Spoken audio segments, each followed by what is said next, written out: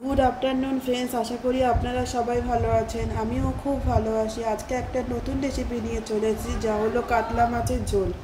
তার জন্য মাছে নুন হলুদ ভালো করে মিশিয়ে দিতে হবে। কড়াইতে তেল গরম করে এক এক করে মাছগুলো ছেড়ে দিতে হবে এবং মাছগুলো লাল লাল করে ডিপ ফ্রাই করতে হবে।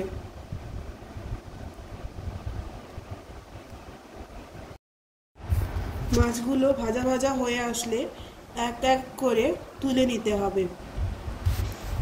তারপর ওই তেলেই কিছু পরিমাণ আলু ডুমো ডুমো করে কেটে লাল লাল করে ভেজে তুলে নিতে হবে।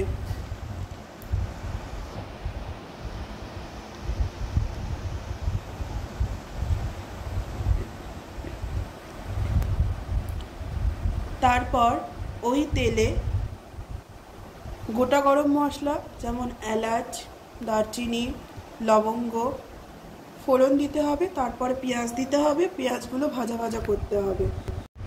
পেঁয়াজগুলো সামান্য ভাজা ভাজা হয়ে আসলে তারপর কাঁচা লঙ্কা কুচি দিতে হবে, রসুন দিয়ে ভালো করে নাড়তে হবে। তারপর টমেটোকে গলানোর জন্য কিছু পরিমাণ লবণ, পেঁয়াজ বাটা দিয়ে ভালো করে কষাতে হবে।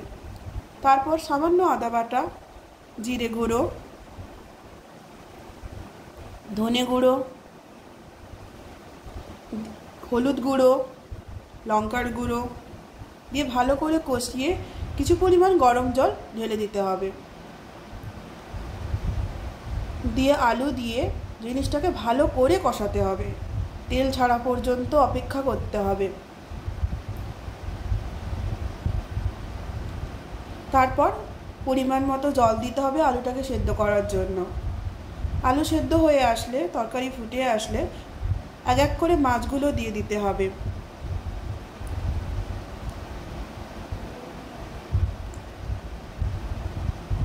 তারপর সামান্য ঘি এবং গরম মশলা যোগ করতে হবে। এইভাবে তৈরি হয়ে যাবে সুস্বাদু আলু দিয়ে কাতলা মাছের ঝোল।